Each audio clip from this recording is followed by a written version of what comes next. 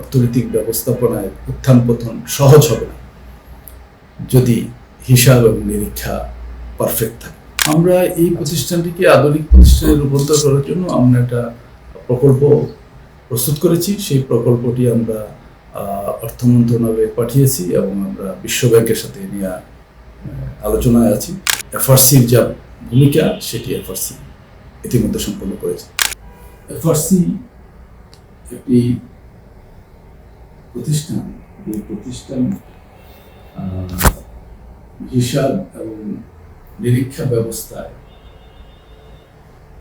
একটা কল্যাণমূলক ন্যায় বিচার প্রতিষ্ঠা করার যে মোটিভ এফআরসি, যে হিসাব এবং অডিট ব্যবস্থাপনায় এখানে ন্যায় থাকবে, ট্রান্সপারেন্সি থাকবে এবং স্বচ্ছতা থাকবে এবং এর মাধ্যমে হিসাব এবং নিরীক্ষায় কোনো ধরনের ম্যানিপুলেশন থাকবে না।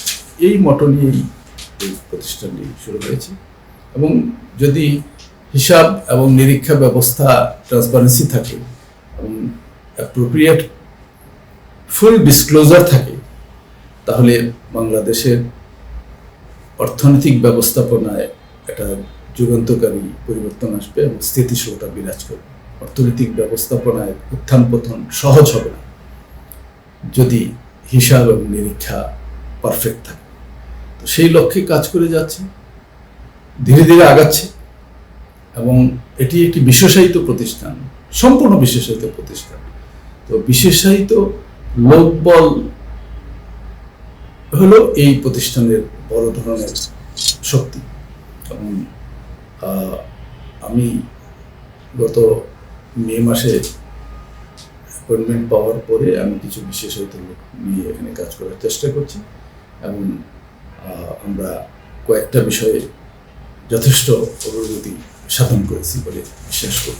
বর্তমান যে আমার জনবল আছে এটুকু দিয়ে সুপারভাইজেশন করতে আমাদের কষ্ট হচ্ছে, কিন্তু বর্তমান সরকার, এই অন্তর্বর্তীকালীন সরকার অত্যন্ত বিচক্ষণতার সাথে এবং আগ্রহের সাথে আমাকে 57 জন বিশেষায়িত কর্মী নিয়োগ দেওয়ার জন্য অনুমোদন দিয়েছেন এবং সেই নিয়োগ প্রক্রিয়া আছে, চলমান আছে এবং আমরা নিয়োগ প্রক্রিয়া সামনে এগিয়ে নিয়ে যাচ্ছি এবং সেটা দ্রুতই সম্পন্ন হবে বলে আশা করছি।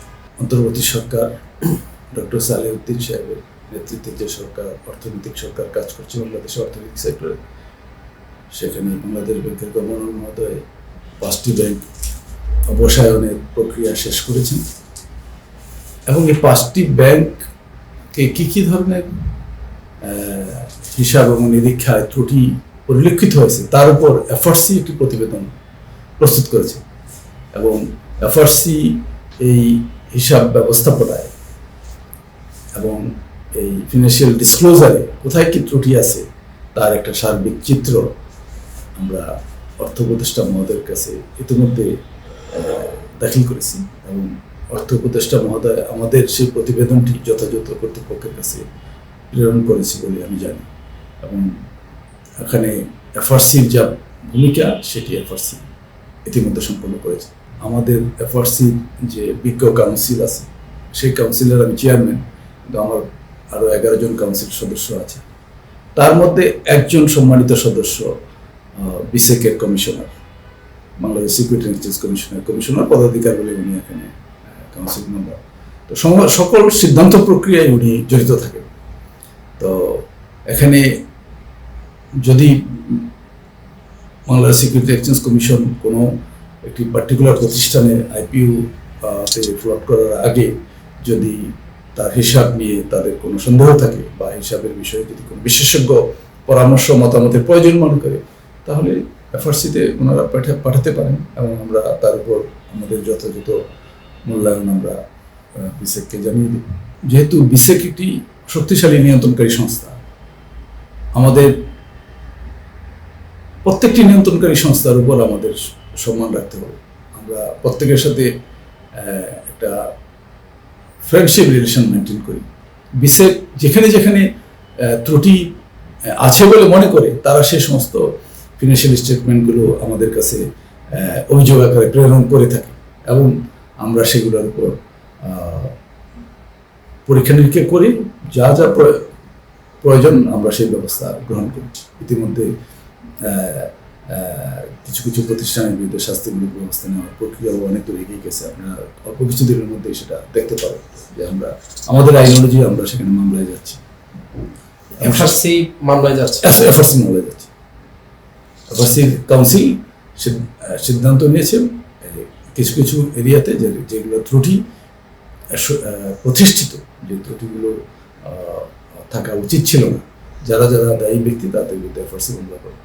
বর্তমানে এই প্র্যাকটিসটা কমে গেছে এবং আমাদের কাছে এখন পর্যন্ত, আমি এখানে 8 মাস যাবৎ কাজ করছি, আমার কাছে এরকম ডুপ্লিকেট অডিট রিপোর্ট নিয়ে কোনো কর্নার থেকে কোনো কমপ্লেন আসেনি। যদি আসে ডুপ্লিকেট, যদি ডাবল ওয়ান সেটের অতিরিক্ত যদি সেকেন্ড সেট থার্ড সেট আমরা অডিট রিপোর্ট পাই, অবশ্যই ব্যবস্থা নেব, কিন্তু এখন পর্যন্ত আমরা পাই নাই সেটা। আমরা এই প্রতিষ্ঠানটিকে আধুনিক প্রতিষ্ঠানে রূপান্তর করার জন্য আমরা একটা প্রকল্প প্রস্তুত করেছি। সেই প্রকল্পটি আমরা অর্থ মন্ত্রণালয়ে পাঠিয়েছি এবং আমরা বিশ্ব ব্যাংকের সাথে নিয়ে আলোচনায় আছি।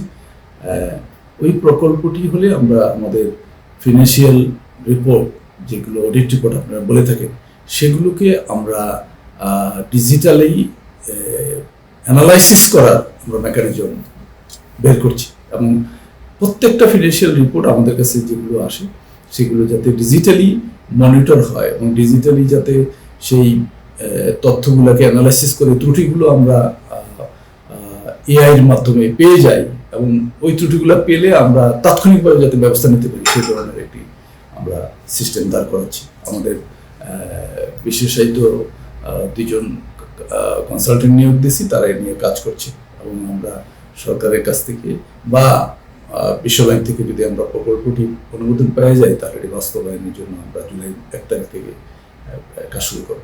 দেশের নাম্বার 1 ট্রেডিং অ্যাপ নিফটি ফার্স্টে পাচ্ছেন ট্রেডিং এর সব সুবিধা, dual এক্সটেন্স access, company analysis, portfolio তৈরি করা সহ আরও অনেক ইউনিক ফিচারের সাথে ট্রেড করতে ডাউনলোড করুন এক্ষুনি।